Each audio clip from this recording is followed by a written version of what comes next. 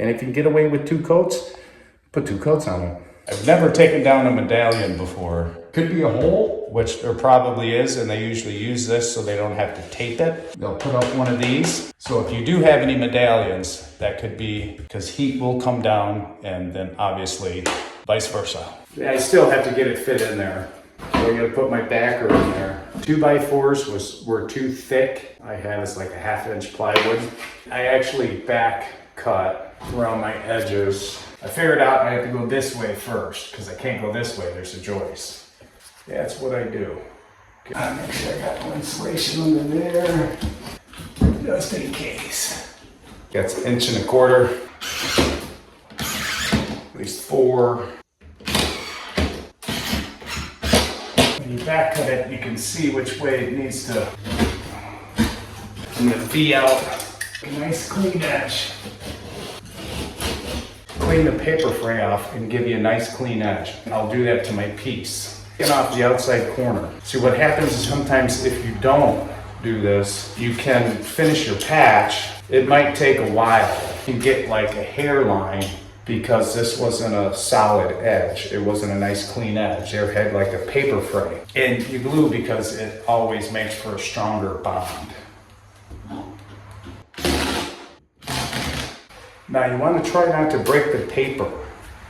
If you break the paper, you have to put another screw in and pull that one out. When you break the paper with it, you can get it all finished and painted, and that broken paper screw will stand out.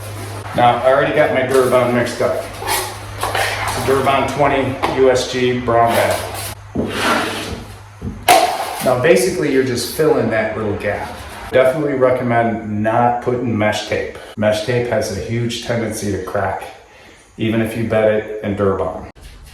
Yeah, she's hard. I have a fuse, tape and mud. This would be the easiest. You always want to extend past your patch.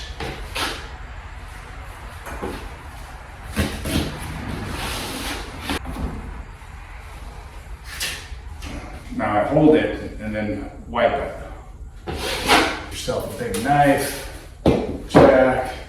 All right, now it's really flat, so I don't want to put a lot of mud on it. I'm gonna spin around it. A little bit more. Now I'm trying to get my knife flat, and I'll feather all the way around, and I'll swoop into it.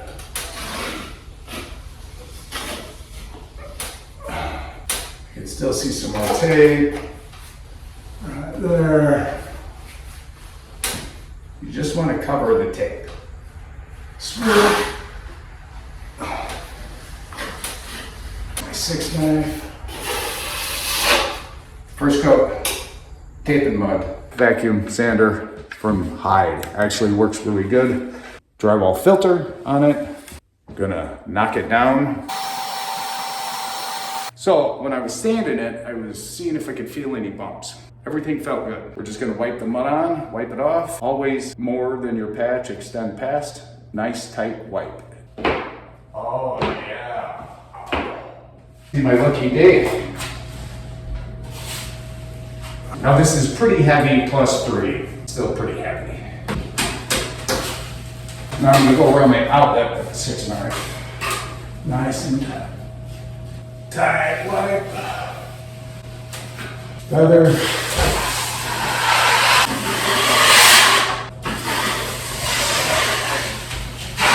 Other way.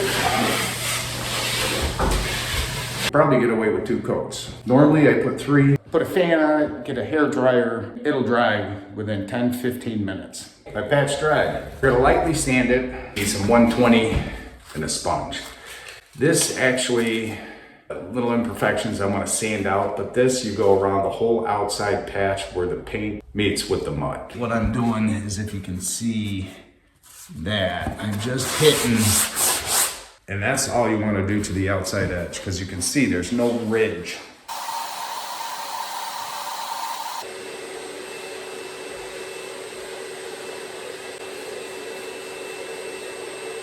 hand sand to get any little scratch or something.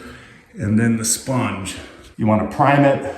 First coat, usually always with flat sealing, so it's a flat paint. Because it's smooth, is you want to put use like a 1/2-inch nappy roller, and you want to kind of get a little texture because you want to blend the smooth in with the old.